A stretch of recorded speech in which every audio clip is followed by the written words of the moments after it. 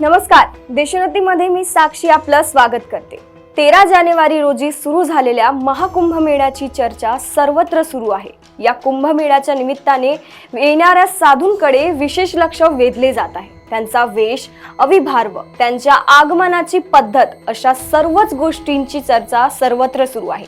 त्यातही आकराड विक्राड, अंगावर भस्म, गळ्यात रुद्रांशाच्या माळा, जटाधारी अघोर साधूंबाबतीत चर्चा आणि भीती असे समीकरण अनुभवायला मिळते। आज आपण जाणून घेऊया अघोरी साधू यांच्याबद्दल काही विशेष माहिती।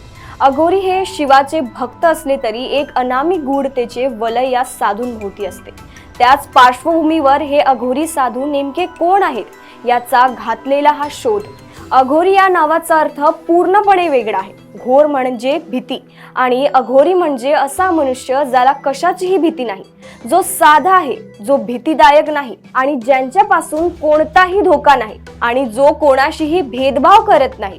कोण आहेत हे अघोरी, कुठे असतात आणि काय करतात आणि त्यांचा इतिहास काय, हे सर्व आपण जाणून घेऊया आजच्या या अघोरी स्पेशल व्हिडिओमधून।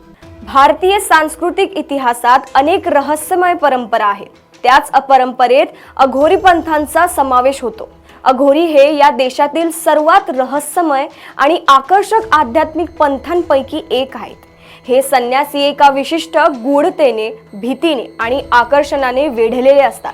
अघोरी हा शैव संप्रदायातील संन्यासी साधूंचा एक पंथ आहे। ते त्यांच्या असामान्य प्रथांसाठी ओळखले जातात।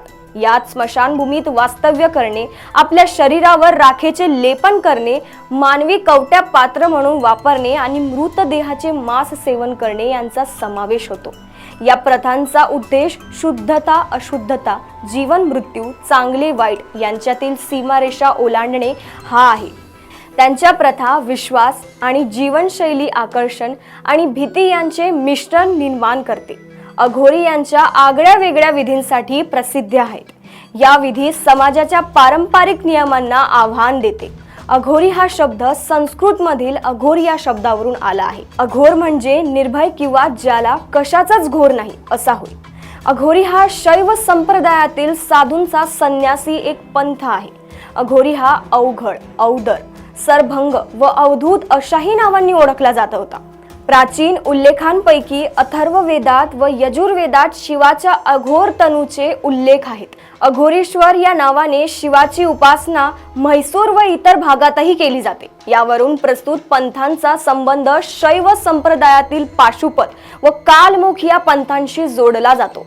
काशी हे अघोरी पंथांचे तीर्थस्थान, जिथे अघोरी पंथांचे संत बाबा किनाराम यांची समाधी आहे। हे पंथ त्यांच्या तांत्रिक साधनेसाठी ओळखले जाते।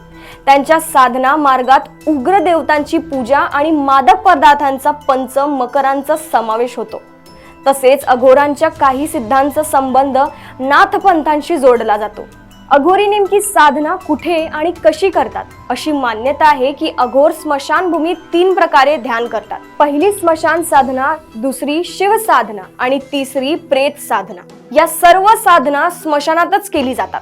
अशा साधना कामाख्या पीठातील स्मशानभूमीत, तारापीठ त्र्यंबकेश्वर येथील स्मशानभूमीत आणि उज्जैन मधील चक्रतीर्थाच्या स्मशानभूमीत केल्या जातात। जेव्हा अघोरी मृत शरीरावर पाय ठेवून साधना करतो तेव्हा त्याला शिव आणि साधना म्हणतात। या साधनेतून मृत शरीराला प्रसाद म्हणून मांस आणि मद्य अर्पण केले जाते।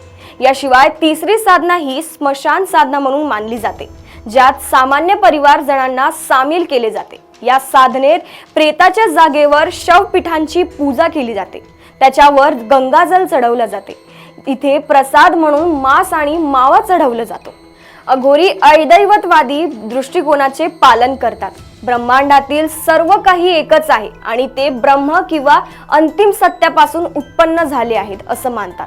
त्यांचा विश्वास आहे की प्रत्येक व्यक्तीचा आत्मा हा शिव आहे, जे ब्रह्माचे सर्वोच्च स्वरूप आहे, परंतु तो 8 प्रमुख बंधनांनी जखडलेला नसतो।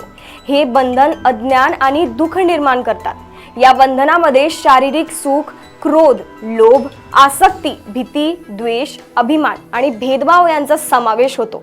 अघोरी हे बंधन तोडून स्वतःला शिवाशी जोडून मोक्ष किंवा मुक्ती प्राप्त करण्याचा प्रयत्न करतात।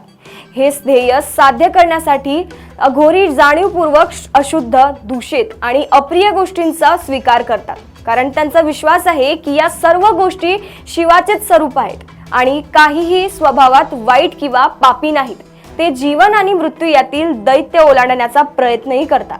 कुंभमेळ्यातील सर्वाधिक लक्षवेधक व्यक्तींमध्ये अघोरींचा समावेश होतो, जे त्यांच्या अपारंपरिक प्रथांसाठी ओळखले जातात. मुख्य प्रवाहातील भक्तीच्या पार्श्वभूमीवर अघोरींची उपस्थिती ठळकपणे वेगळी दिसते. राखेने माखलेले, विस्कटलेले केस आणि हाती कवट्या घेतलेले अघोरी पारंपरिक शुद्धता आणि अशुद्धतेच्या संकल्पनांना आवाहन देतात. त्यांच्या काही प्रथा, जसे की मांसाचे सेवन आणि मद्यपान, या मुख्य प्रवाहातील हिंदू धर्मात निषिद्ध मानल्या जातात. त्या अनेकांसाठी धक्कादायक वाटू शकतात, परंतु अघोरींसाठी या कृती समाजाच्या नियमांना ओलांडण्याचे आणि अस्तित्वाचे अंतिम सत्याचा स्वीकार करण्याचे प्रतीक आहे.